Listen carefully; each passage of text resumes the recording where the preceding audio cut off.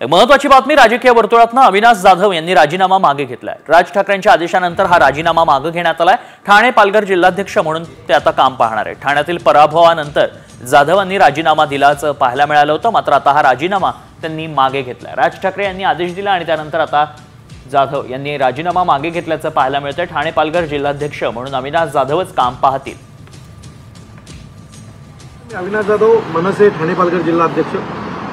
काल मी माझ्या ठाणे आणि पालघर जिल्ह्याचा जिल्हाध्यक्ष पदाचा राजीनामा दिला होता आणि तो देण्याच्या मागचं माझं उद्दिष्ट असं होतं की ठाण्यात मनसे ठाणे पालघरमध्ये एकही आम्ही जागा निवडून आणली नव्हती आणि त्याची नैतिक जबाबदारी माझी आहे, तो म्हणून मी तो राजीनामा दिला होता। माझ्याकडे पक्षात 3 पद आहेत। एक पक्षाचं नेतेपद आहे, दुसरं नाभिक सेनेचं अध्यक्षपद आहे आणि तिसरं जिल्हाध्यक्षपद, अशी 3 पदं होती। तो त्यातल्या एका पदाचा मी राजीनामा दिला होता आणि उर्वरित मी पक्षाचा नेता होतोच, तो मी नेता म्हणून देखील काम करू शकत होतो।